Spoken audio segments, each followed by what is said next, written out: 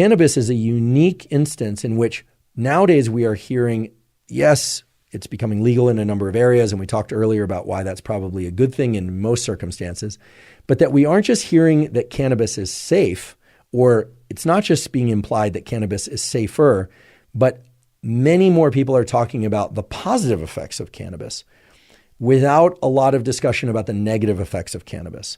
And I realize that saying this is going to upset some people out there because I know that there are a number of people who fought very hard for the legalization process, and I want to acknowledge that.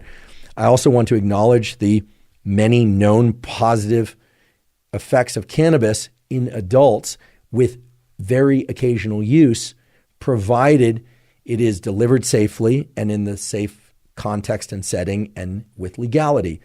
That is entirely distinct from the issue of whether or not cannabis is safe for the developing brain and body. Again, I'm not demonizing anybody for using cannabis, but I want to make the point very simply and very directly.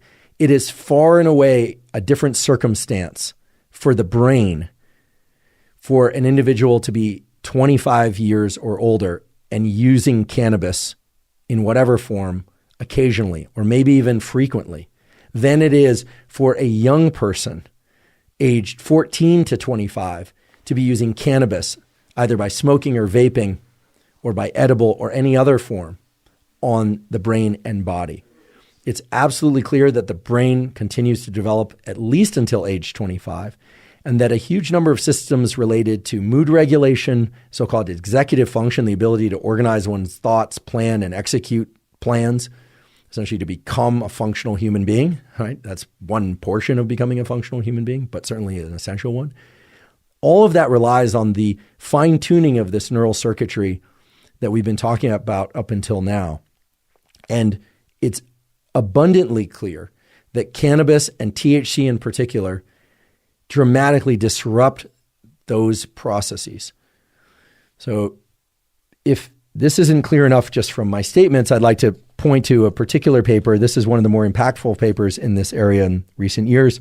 This is a paper published in Lancet Psychiatry in 2022. The title is Association of Cannabis Potency with Mental Ill Health and Addiction, a Systematic Review. There are a number of very important points in this very fine paper. Lancet Psychiatry is one of the premier medical journals out there. And they evaluated a huge number of studies. They actually looked at more than 4,000 studies. They selected the ones that were only the most rigorous in terms of study design and analysis and rigor of conclusions. And they looked at how early use of cannabis impacted later probability of development of psychosis and other psychiatric conditions. And the takeaways from this study are very clear. First of all, chronic cannabis use, so more than twice per week, has consistently been associated with mental health disorders. I'm pulling some phrases directly from the paper. Heavy cannabis use, meaning cannabis use more frequent than twice per week, has been associated with 4 times the risk of psychosis later in life, in particular schizophrenia and bipolar-like episodes. Now, we've done an episode on bipolar disorder, so-called bipolar depression.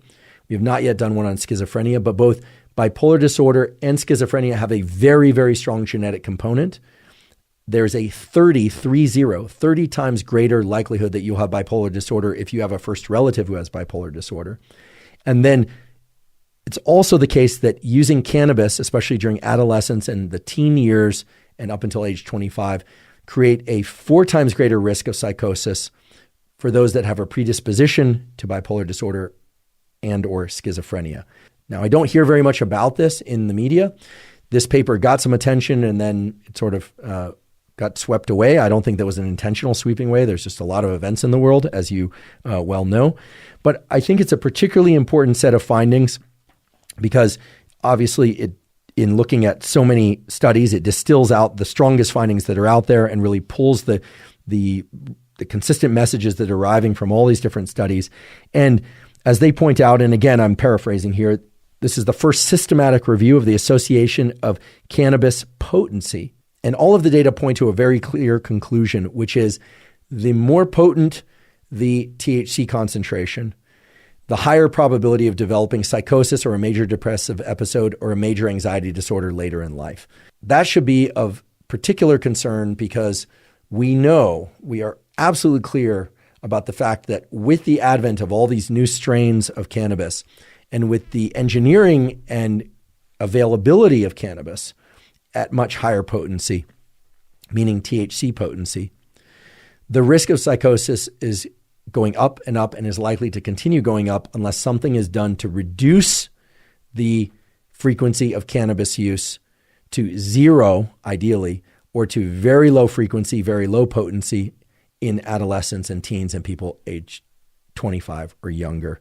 I know a lot of people don't want to hear this message because, first of all, it's alarming. And second of all, as I mentioned earlier, the statistics tell us that the greatest number of people that are starting to use cannabis are in the age bracket of 16 to 24. Many of them are functional in other areas of life. They are students, they are employed, etc. But when you couple that with the fact that the most frequent adopters of cannabis use are in this age bracket of 16 to 24, they're twice as likely to use as other individuals or to start using cannabis as are other individuals, plus the general perception out there because of the way that cannabis is discussed in the media and by sports figures and by celebrities and by politicians, etc., that it's not as bad as alcohol and maybe not that bad and maybe even has health benefits, then you're essentially setting up a system where young people are far more likely to adopt and continue cannabis use without realizing these serious health consequences that await them later.